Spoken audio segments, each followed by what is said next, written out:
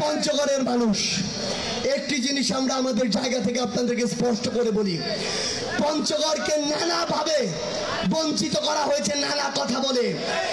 আমরা আজকে থেকে 10 বছর আগে যখন ঢাকা দিয়েছি তখনও 12 থেকে 14 ঘন্টায় গিয়েছি, এখনো 12 থেকে 14 ঘন্টায় যাই।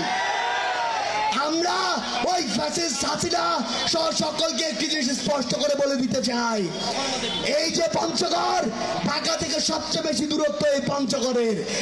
আপনার মন চাইলো আপনার কোন একজন মন্ত্রী চেঞ্জ হয়ে গেল আর আপনি এই পঞ্চগড়ের ট্রেনের জায়গায় এক একটি লক্ষ্মণের বগি দিয়ে দিবেন। আমরা আমাদের জায়গা থেকে স্পষ্ট করে বলি, যদি আজকের পর থেকে এই পঞ্চগড় নিয়ে কোনো বৈষম্য হয় তাহলে বাংলাদেশ, ভারত, নেপাল, ভুটান এই 4 দেশের যে সীমান্ত, এই 4 দেশের যে গলা, এই 4 দেশের যে নিঃশ্বাস, এই 4 দেশের যে হৃৎপিণ্ড, সেই হৃৎপিণ্ড তেতুলিয়া বাংলা বান্ধব আমরা চিরতরে বন্ধ করে দিব।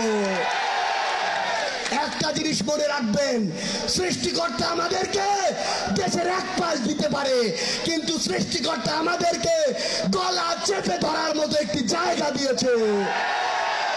পঞ্চগড়ের মানুষ মনে রাখবেন, আজকে নয়, আজকে থেকে আগামীর বাংলাদেশে আমরা আমাদের বৈষম্য বিরোধী ছাত্র আন্দোলনের পক্ষ থেকে একটি কথাই বলতে চাই, আজকের পর থেকে কোন মানুষকে পোশাক দেখে বিচার করা যাবে না। আজকের পর থেকে কোন মানুষকে দাড়ি টুপি দেখে বিশ্বাস বাজাজ করা যাবে না। আজকের পর থেকে কোন মানুষকে দল দেখে জাজ না করে তার কাজ দেখতে হবে।